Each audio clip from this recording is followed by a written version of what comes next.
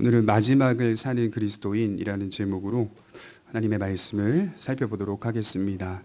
다윗은 시편 121편에서 내가 산을 향하여 눈을 들리라 나의 도움이 어디서 올까라고 물으며 대답하기를 나의 도움은 천지를 지으신 여호와에게서로다라고 말씀을 합니다. 다윗은 자기 인생의 도움은 오직 하나님이시라는 사실을 믿음으로 고백하고 있는 것이겠죠. 단지 믿음의 고백만이 아니라 그는 하나님이 자신을 도우셨다는 사실을 인생의 수많은 경험으로 몸소 체득한 사람입니다. 몸소 체험하여 알게 된 것이 그가 가진 기독교 신앙이라고 볼 수가 있겠습니다. 사람의 도움들도 있었고 또 그 도움이 여러 모양으로 다윗을 찾아온 것도 사실이지만 이 모든 것들이 필요 없다는 것은 아니겠지만 그가 인생을 살면서 깨달은 사실은 진정한 도움은, 참된 도움은 하나님으로부터만 나온다라고 하는 사실을 분명하게 깨달은 것이겠죠. 그래서 우리는 연약하고 부족한 모습들이 삶에 많이 있지만 그럼에도 우리의 도움은 오직 하나님에게만 있다는 사실을 분명하게 고백하면서 이 자리에 모여 있습니다. 여러분, 그리스도인의 승리는 어떻게 주어지는 걸까요? 그것은 내 자신의 조건과 노력에 있는 게 아니라 무한하신 하나님의 도움에 있다는 사실을 변함없이 고백하는 것에서부터 승리는 시작이 됩니다. 바로 이러한 신앙 고백 속에 있어야 우리의 삶의 자세와 태도가 구체적으로 나타날 수 있는 것이겠죠. 오늘 본문 마지막 절에 보듯이 찬송을 하며 말씀이 끝나고 있는데 이 송영이라고 하는데요. 11절 하반절에 그에게 영광과 권능이 세세에 무궁하도록 있느니라. 아멘. 이것은 하나님에게만 그런 권능과 통치와 능력이 있다라고 하는 분명한 신앙 고백입니다. 오직 그에게만 통치와 권세가 있다라고 하는 사실을 베드로는 찬송하며 초기 교회 성도들에게 알리고 있습니다. 중간에 이러한 찬송을 올려드리는 이유는 비록 우리의 삶이 보기에 그렇지 않아 보일지라도 우리는 그 사실을 믿는다라고 하는 사실을 중간중간마다 송영을 통하여 말씀을 기록해 놓은 것이죠. 베드로전서 1장 6절에 우리가 지나왔듯이 이렇게 기록되어 있죠. 그러므로 너희가 이제 여러 가지 시험을 인하여 잠깐 근심하게 되지 않을 수 없었으나 오히려 크게 기뻐하도다. 성도가 이 세상에서 믿음을 지키며 살아가다 보면 여러 가지 시험과 고난을 만난다고 하였습니다. 이 시험의 종류는 분명히 매우 다양합니다. 그중 우리를 힘들게 만드는 것은 악이 성행하고 악인은 득세하지만 그리스도인들은 매일 쫓겨 사는 인생과 같이 보이는 것, 그리스도인들은 초라해지는 것 같은 분위기와 현실을 마주하며 사는 것 자체가 우리의 신앙을 굉장히 힘들게 만드는 것이죠. 이런 현실을 매일 경험하다 보면 죄의 경향성이 우리 안에서 어떤 생각을 갖게 만드냐면, 우리로 무슨 생각을 하게 만드냐면 믿음이 크고 특별한 은혜가 아니라 매우 초라하고 보잘것없는 가치로 받아들이게 된다는 것입니다. 이렇게 믿어봤자 무슨 소용이 있느냐.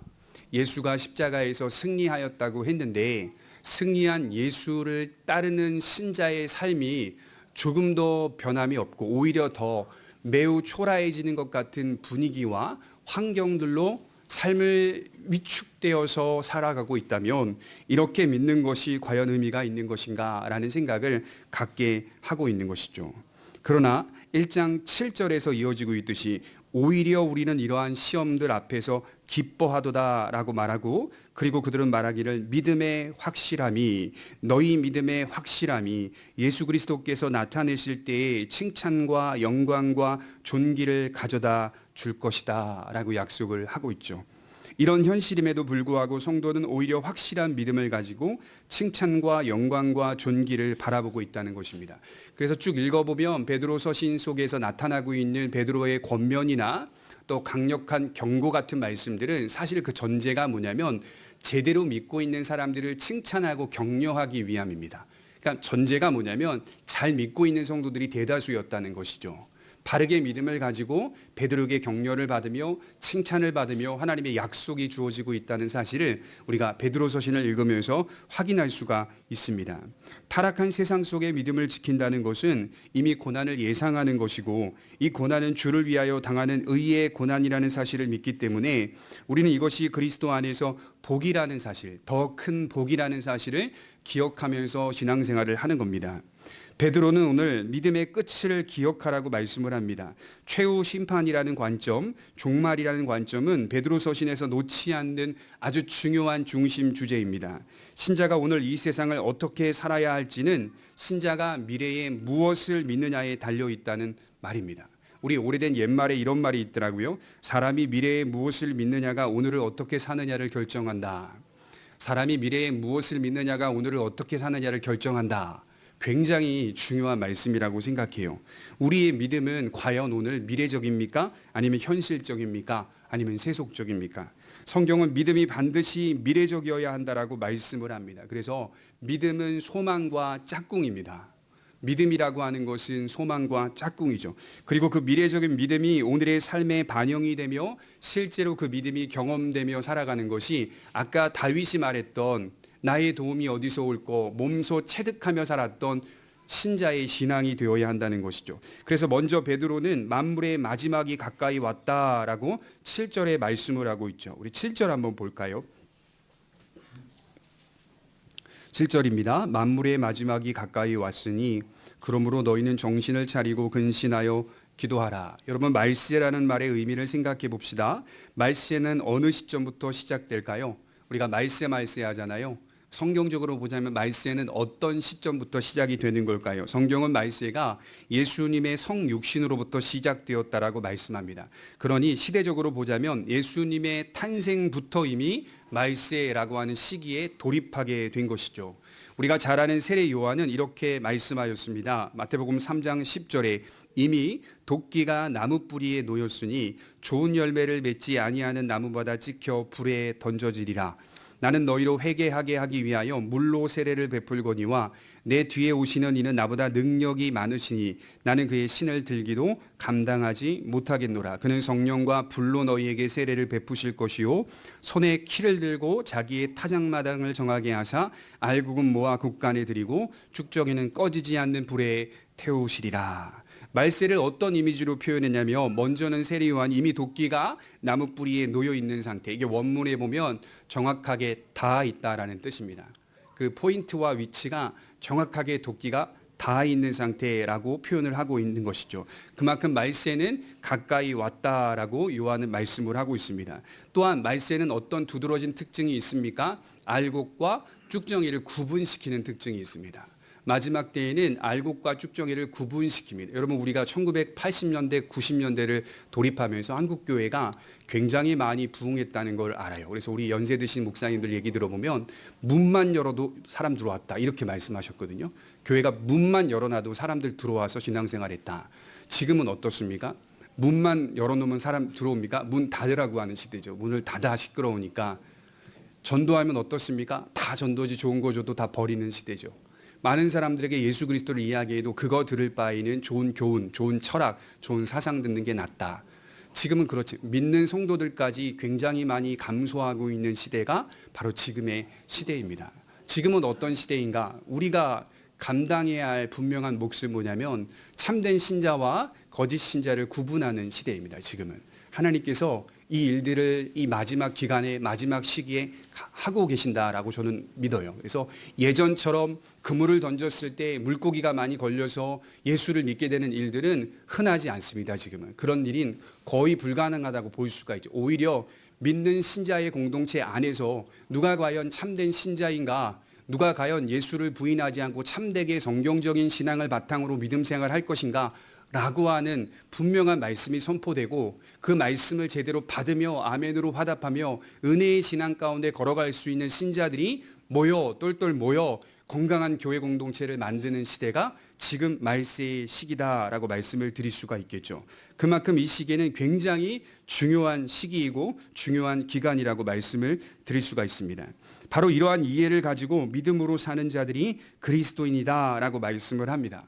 성도가 종말론적 관점이 없다면, 마지막 때를 기다리는 자세가 없다면 우리는 노아의 때와 같이 먹고 마시고 장가가고 시집가는 것으로 만족한다는 말입니다. 저는 이 말씀이 굉장히 의미로운 게 뭐냐면 예수님을 믿는 성도들의 가정에도요, 예수를 믿는다라고 말은 하지만 실제 그분의 삶과 그분의 생각과 그분의 가치관을 들여다보면 노아의 때에 먹고 마시고 시집가고 장가가는 것과 크게 별반 다르지 않는 그런 가정이 실제로 많이 있다는 것을 확인하게 되는 거죠. 그러니까 우리가 정말 종말론적 관점으로 신앙생활을 하고 있다면 노아의 때와는 분명히 달라야 한다. 노아의 때에 먹고 마시고 장가가고 시집가는 것으로 내 신앙을 만족하고 있다면 굉장히 큰 경각심을 가지고 있어야 한다. 이렇게 성경은 말씀을 하는 거죠. 하지만 여러분, 우리가 잘 아는 말씀처럼 그렇게 살지 않는 사람들도 분명히 있다는 것입니다. 마태복음 25장 1절에 예수님이 말세를 설명하면서 슬기로운 다섯 처녀와 어리석은 다섯 처녀를 비유하며 설명하는 이야기가 나옵니다. 어떤 이는 기름을 준비한 다섯 처녀와 같은 그런 인생을 살아가고 있다. 이는 말세를 제대로 인식하고 있고 말세를 제대로 이해하며 그 기간을 보내고 있더라라고 말씀을 하는 거죠.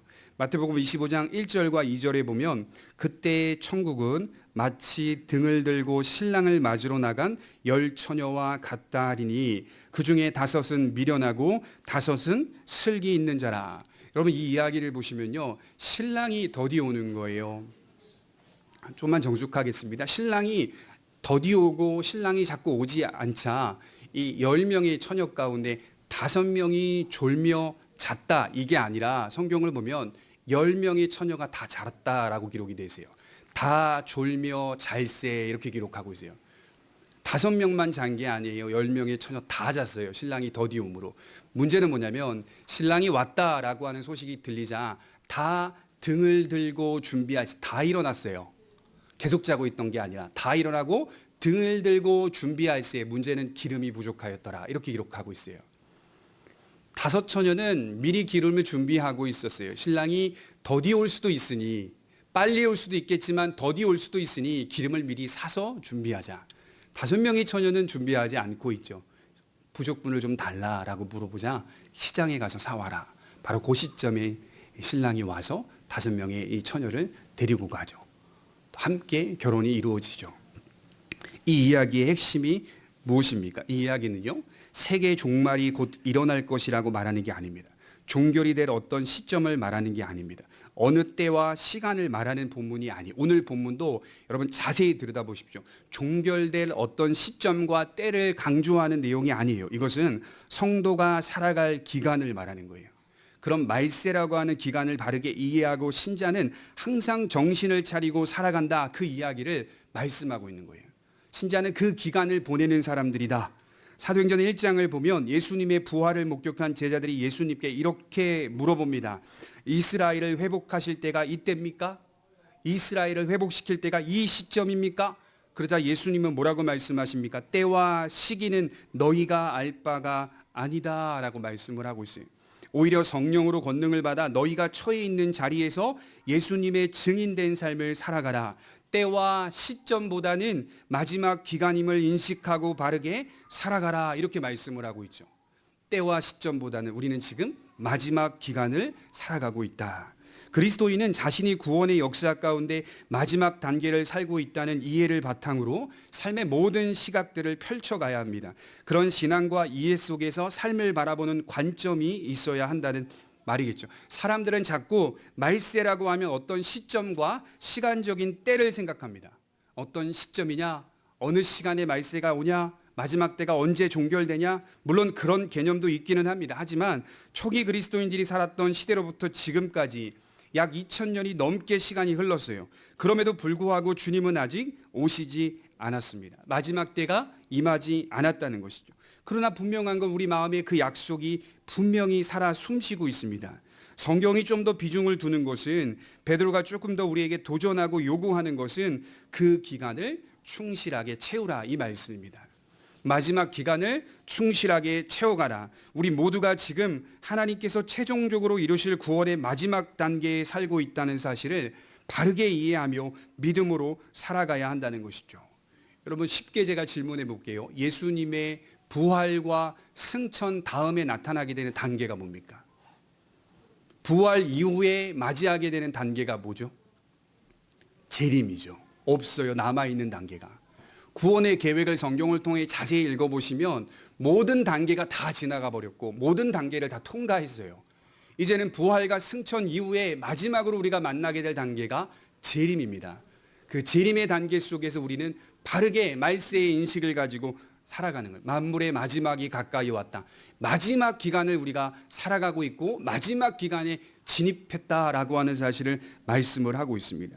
어느 시점에 종반이 올 것인가 여기에 관심을 두지 말고 지금의 단계가 구원의 과정에서 마지막 기간을 살아가고 있다는 이 분명한 사실을 마음에 새기며 살아가야 합니다. 그렇다면 어떻게 우리가 이 말세라고 하는 마지막 기간을 살아낼 수 있을까요? 네 가지의 권면을 지금 베드로가 제시하고 있어요.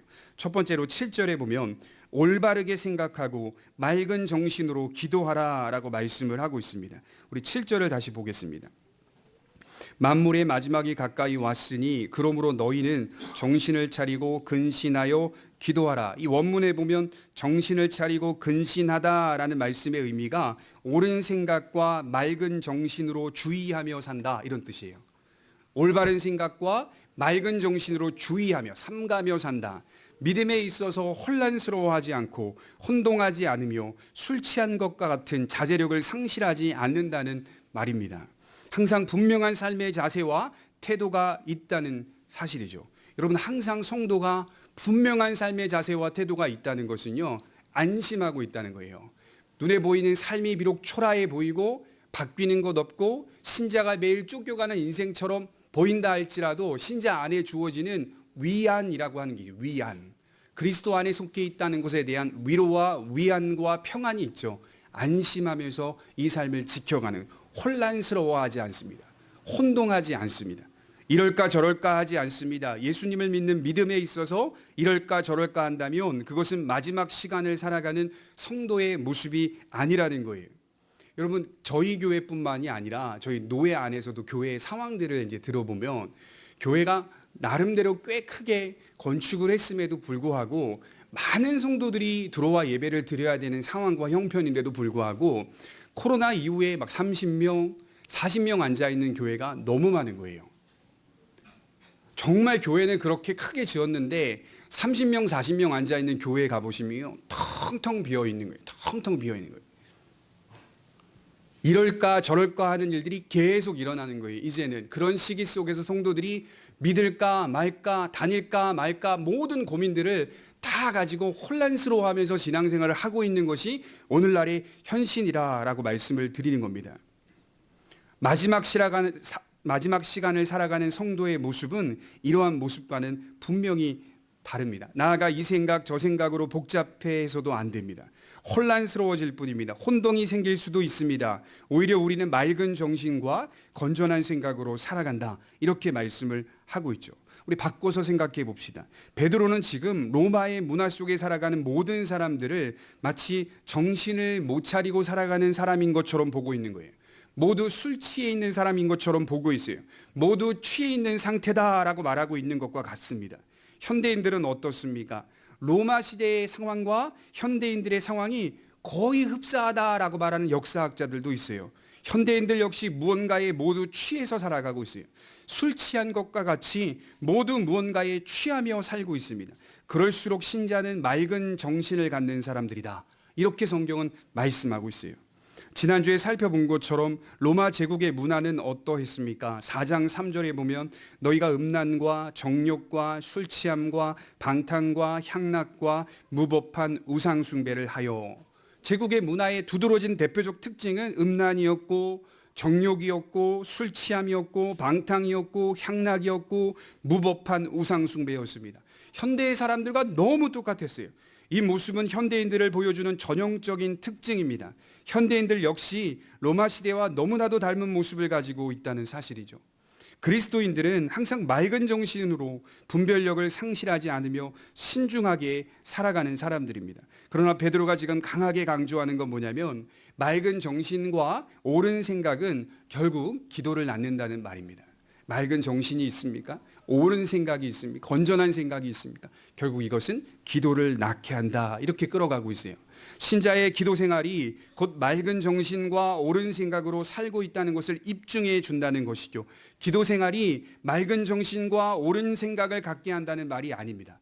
그래서 문법적으로 보면 기도 생활이 내 생각과 정신을 맑게 한다는 의미가 아니라 맑은 정신과 옳은 생각이 기도를 낳는다 이렇게 기록되어 있어요. 특이하죠. 물론 상호 영향을 주는 것은 사실이지만 지금 본문에서 맑은 정신과 옳은 생각은 기도라고 하는 것을 낳는다. 참으로 흥미로운 말씀입니다. 그럼 기도는 뭡니까? 베드로가 지금 이야기하고 있는 기도의 본질은 하나님의 관점에서 현실을 바라보는 능력이라고 말하고 있어요. 하나님의 관점에서 현실을 바라보는 능력. 모든 것을 하나님께 근거를 둔다는 겁니다. 모든 시간을 하나님의 시간에 맞추는 것이 기도입니다. 모든 분별력이 하나님에게 있다는 사실을 신뢰하는 것이 기도입니다. 상황이 악해도 부적절해도 하나님의 인도를 바라보며 그것을 믿으며 서겠다는 것이 기도입니다. 왜 베드로는 만물의 마지막에 맑은 정신과 옳은 생각으로 기도하라고 말씀을 하는 걸까요? 왜 이렇게 기도를 강조하는 걸까요?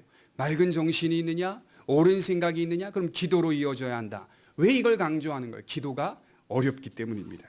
신자의 기도 생활이 지속되기 어렵기 때문입니다. 제일 어려운 게 여러분 뭡니까? 신앙생활 중에 제일 어려운 거 저는 기도라고 생각하거든요. 제일 어려운 게 기도인 것 같아요. 오랜만에 한 번 하면 기도가 잘 돼요. 그렇죠? 오랜만에 한 번 하면 기도가 참 잘 돼요. 지속하기가 어렵습니다. 왜 지속되기가 어려운가? 두 가지 이유에서 그런 것 같아요. 하나는 우리의 현실이 바뀌지 않기 때문이에요. 눈에 보이게 팍팍 기도할 때마다 바뀌면 얼마나 좋아요. 경험하고 마주하는 세상 현실이 예수가 분명히 승리했음에도 불구하고 마치 승리하지 않은 것처럼 보여지는 애매하고 모호한 형편을 매일 마주하기 때문에 애매하고 모호한 형편을 매일 마주하기 때문에 다른 하나는 그런 현실 속에서 신자는 연약하고 부족한 정서와 생각이 생겨나 뒤섞여집니다. 연약하게 되어 부족한 생각이 일어나서 부족한 정서가 일어나서 믿음을 뒤섞어 버립니다. 우리 믿음을 잘못된 정서와 생각으로 뒤섞어 버리니 기도를 끝까지 인내하며 지속하기가 어려운 것입니다. 그런데 지금 제 개인적으로 어렵다고 말씀을 드리는 게 아니라요. 주관적으로 기도가 제일 어려워요. 이렇게 말씀드리는 게 아니에요. 이게 얼마나 어려운지 예수님이 이렇게 말씀하셨어요. 누가복음 18장 1절에 예수께서 그들에게 항상 기도하고 낙심하지 말아야 할 것을 비유로 말씀하여 우리가 잘 아는 이야기죠. 불의한 재판관에게 찾아가 끝까지 자기의 억울함을 호소하는 과부의 이야기. 자신의 억울함을 풀어달라고 호소하는 과부의 모습이 오늘날 그리스도인의 모습이 돼야 한다라고 말씀을 합니다. 거기 보면 그 과부는 자주라는 단어가 나와요. 자주 찾아갔다. 안 들어줘요, 재판관이. 그런데도 자주 갑니다. 자주 가요. 또 가고 또 가고 또 갑니다. 너무 억울하고 원통하다. 들어줄 때까지 갑니다. 이것이 과부의 기도 생활이었습니다. 여러분 이 이야기의 끝이 뭔지 아세요? 예수님의 답변으로 끝나요. 누가복음 18장 7절에 하물며 하나님께서 그 밤낮 부르짖는 택하신 자들의 원한을 풀어주지 아니하시겠느냐? 그들에게 오래 참으시겠느냐? 내가 너희에게 이르노니 속히 그 원한을 풀어주시리라. 그러나 인자가 올 때에 세상에서 믿음을 보겠느냐? 여러분 어디에 초점을 두실 수 있을까요? 그러나 인자가 올 때 세상에서 믿음을 보겠느냐? 이렇게 믿는 사람이 얼마나 되겠느냐? 그 얘기입니다.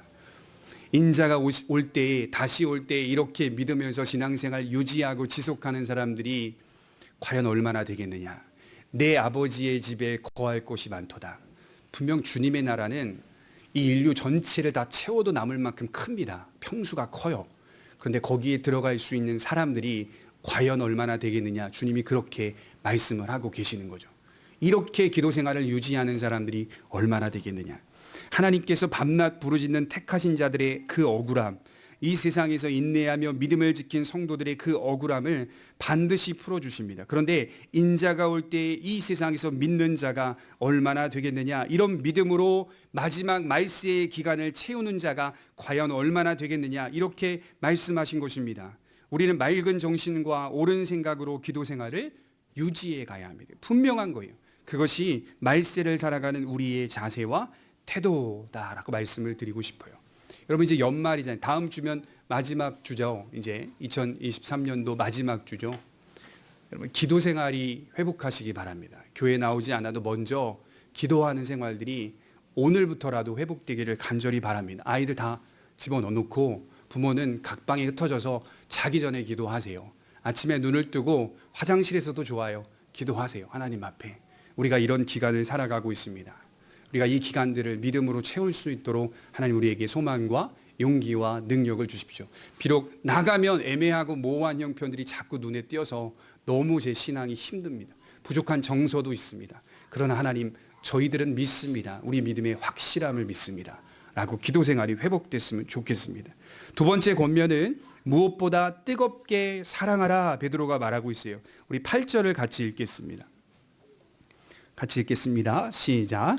무엇보다도 뜨겁게 서로 사랑할지니 사랑은 허다한 죄를 덮느니라. 우선 조심해야 될 해석이 있습니다. 이 말씀은 사랑은 그 어떤 죄도 덮어주어야 한다는 말이 아닙니다. 여기 덮는다는 말의 뜻은 무슨 죄를 지어도 덮고 간다는 뜻이 아니라 미움과 불화를 조장하지 않는다는 말이에요. 사랑은 불화를 일으키지 않는다는 말이에요. 어떤 어려움에도 진심 어린 사랑을 하겠다라고 말씀을 하는 거예요. 학자들은 베드로가 잠언 10장 12절 말씀을 인용한다라고 추측하고 있어요. 잠언 10장 12절에 보면 미움은 다툼을 일으켜도 사랑은 모든 허물을 가리느니라. 미움은 다툼을 일으켜도 사랑은 모든 허물들을 가리느니라. 다른 사람의 죄를 발견하려고도 하지 않고 그들에게 나타난 과실에 대하여는 용서하려는 마음, 잊어버리려는 마음을 갖겠다. 그러나 사랑이 없는 곳은 어떨까요? 잘해도 사랑이 없는 공동체는 잘하고 있어도 원망과 불평만 남는다라고 학자들은 그렇게 얘기를 하고 있어요. 사랑이 없는 공동체는 잘하고 있어도 원망하게 되고 잘하고 있어도 불평하게 된다. 여러분, 구약시대 이스라엘 공동체가 그랬죠. 잘할 때에도 불만을 가져요. 잘할 때에도 불평하는 것이 이스라엘 백성들의 모습 아니겠습니까? 사랑이 없으면 정죄만 있습니다. 그러지 않겠다는 거예요. 만물의 마지막 단계에 우리는 더욱 그리하지 않겠다라고 말씀을 하고 있어요. 교회 공동체에 나타나야 할 사랑은 무엇일까요? 과연 교회 공동체는 어떠해야 될까요? 서로 사랑해야 된다 이렇게 말하고 있어요. 뜨겁게 서로 사랑해야 된다. 진실하게 사랑하겠다. 교회 공동체가 사랑으로 일치하라는 말씀입니다. 그것이 죄라 하여도 죄가 우리 공동체의 분열과 미움과 불화를 일으키지 못한다. 여러분, 정말 강력한 죄가 우리 고백교회 공동체 안에 들어온다 하더라도 사랑이 있기 때문에 그 공동체를 지킬 수 있는 능력이 있기를 바랍니다. 저건 죄야라고 막 재단해가지고 우리 공동체를 지키자, 이건 얼마 못 가요. 그리스도의 사랑 안에 충만한 성도들이 가득하면 불화와 미움, 충분히 그것을 나타낼 만한 엄청난 죄가 들어와도 우리의 공동체를 화평으로 이끌 수 있습니다. 왜냐하면 그리스도의 사랑으로 충만해 있기 때문이죠. 마태복음 24장 12절에 예수님은 마지막 기간에 나타나는 두드러진 특징을 이렇게 말씀을 하였어요. 불법이 성함으로 많은 사람의 사랑이 식어지리라. 말세에 두드러진 특징 중에 하나가 불법이 성함으로 많은 사람들의 사랑이 식어지라. 마음의 상태를 의미하고 있죠. 사랑의 감정 없어지고 있는 시대다. 제대로 보셔야 돼요. 우리가 살아가는 삶을. 말세의 특징 아닙니까? 사랑이 식어지는 것 아닙니까? 그러나 그리스도의 공동체는 말세에 더욱 뜨겁게 사랑하여 우리 공동체를 파괴하지 않는다는 말입니다. 여러분, 죄는요 분명 무시할 수 없어요. 하나님은 죄를 미워하시고 죄에 대하여 합당한 심판을 하십니다. 죄를 덮어주자는 말이 아니라 아무리 큰 죄라 하여도 교회의 공동체를 파괴할 수 없다는 거예요. 사랑이 그리스도의 공동체를 지킨다는 말입니다. 그러니까 성숙하게 나타내야죠. 이런 사랑을 실천하게 되면 그 교회는 가장 건강한 교회가 되는 것이죠. 모든 것을 능가하는 교회 공동체가 되는 겁니다. 우리는 항상 우리의 공동체의 연합을 촉진하고 관계를 파괴하는 모든 행실들을 배척해야 하며 극복해야 합니다. 이것은 오직 그리스도의 사랑으로만 가능한 것이다 라고 말씀을 드릴 수 있어요. 세 번째로 또 이렇게 권면하고 있어요. 9절에 보면 서로 대접하기를 원망 없이 하라 라고 말씀을 합니다. 9절을 볼까요? 서로 대접하기를 원망 없이 하고, 여기서 말하는 대접이라는 단어는요 환대하다라는 뜻이에요. 환대하다.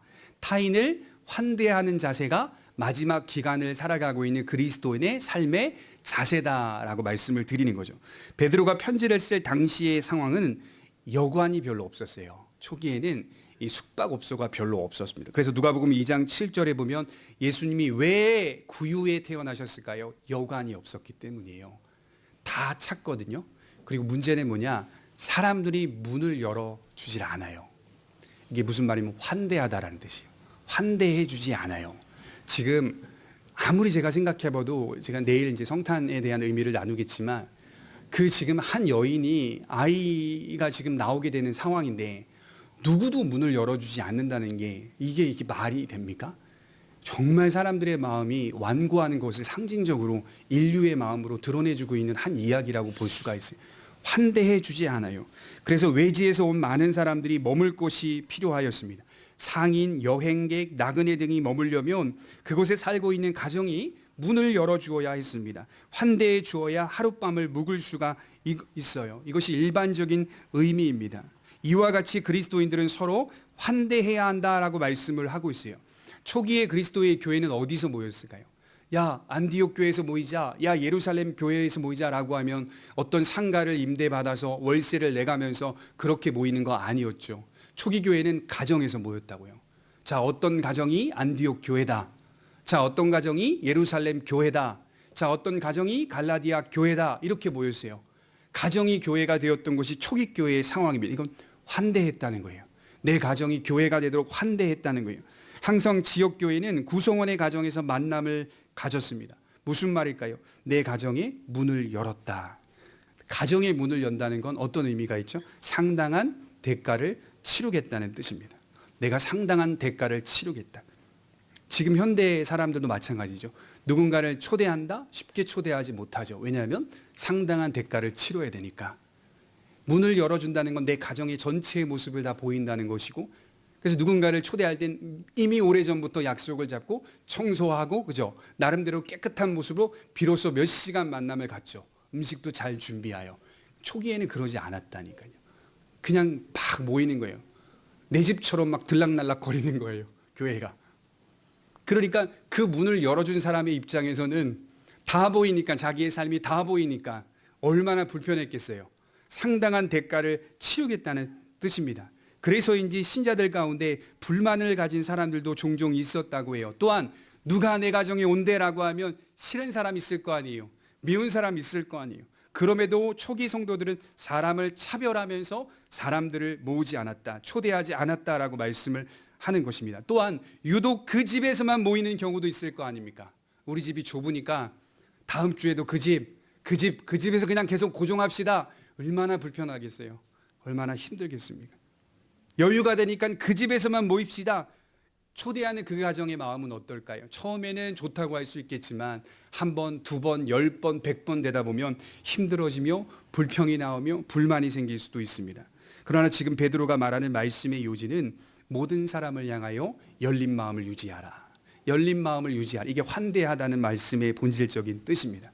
생각해 보십시오. 사회에서 반대와 핍박을 늘 받았던 한 성도가 주의 첫날에 일주일 동안 너무 막 고군분투하며 살았을 거 아니에요. 초기 성도들도 이 당시엔 많이 반대가 있었으니까, 기독교 믿는다고 하면 수모가 있었고 조롱이 있었으니까, 대놓고 수모했으니까, 대놓고 잘랐으니까, 그런 시대니까 그런 반대와 핍박을 늘 받았던 한 성도가 일주일이 지나고 교회 공동체에 방문합니다. 한 가정에 방문합니다. 방문했더니 엄청나게 따뜻하게 환대를 해줍니다.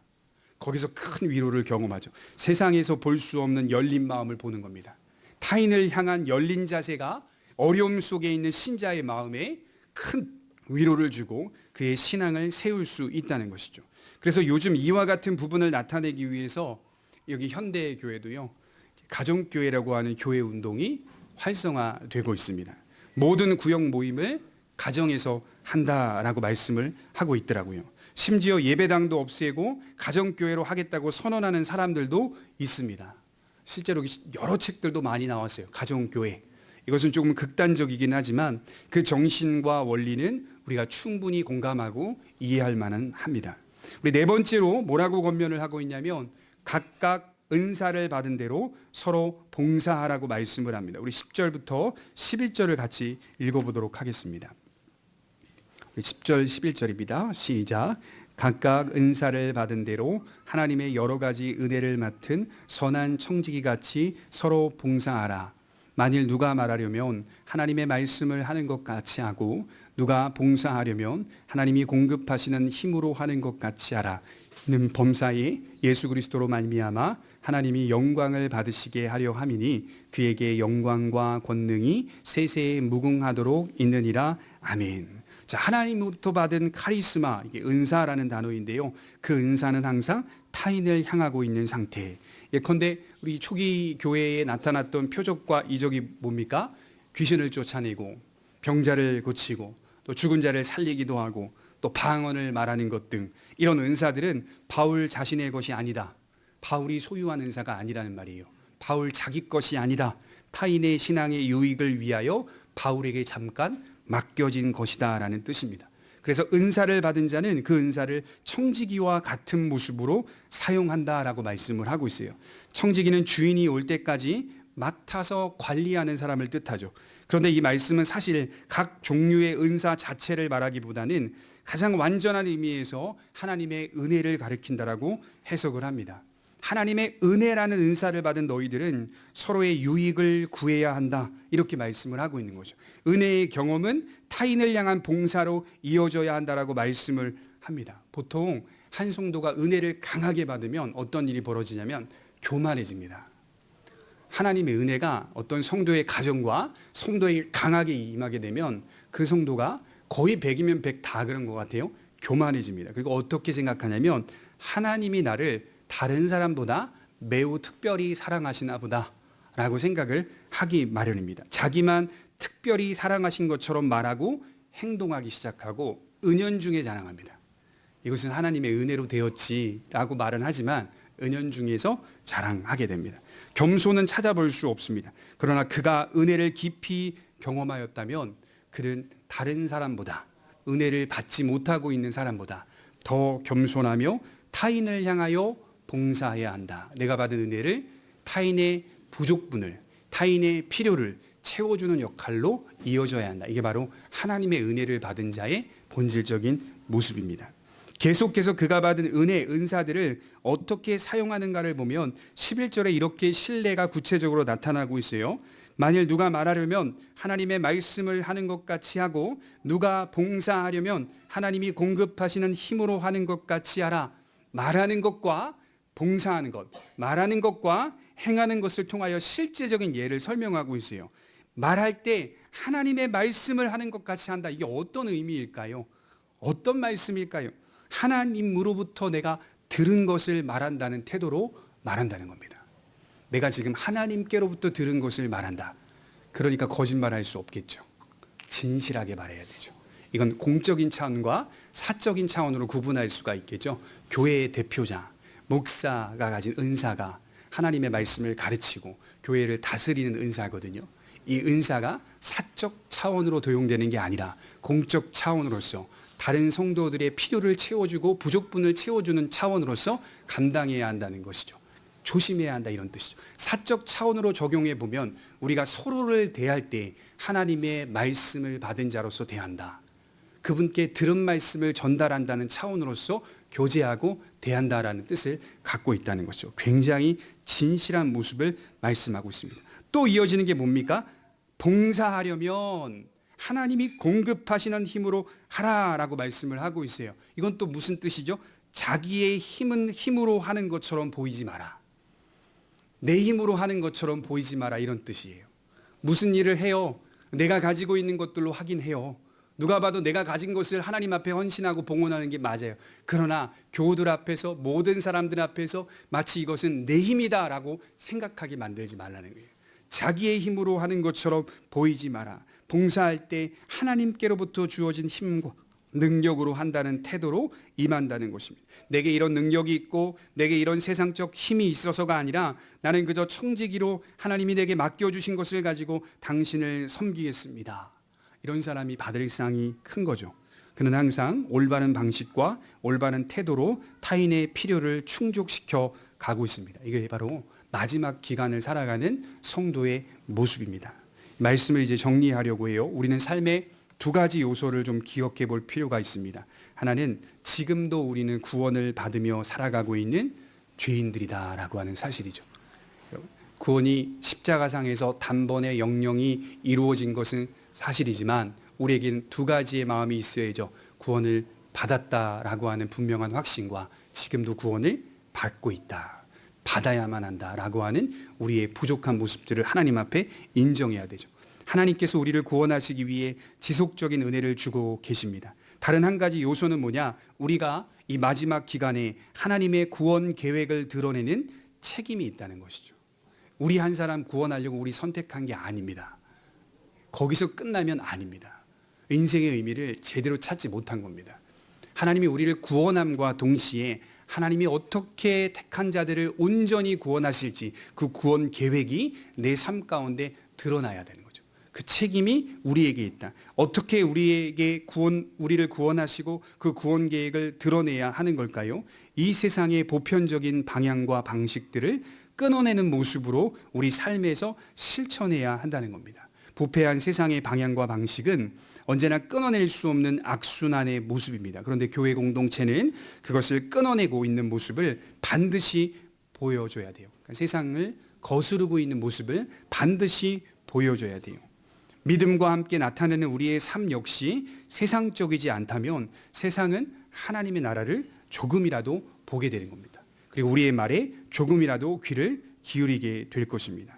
여러분, 예수님은 곧 오십니다. 하지만 우리는 그날과 그 시를 생각하기보다는 그 기간을 살아가는 자로, 그 기간을 믿음으로 채워야 할 자로 서 있다는 사실을 기억하였으면 좋겠습니다. 기도하겠습니다.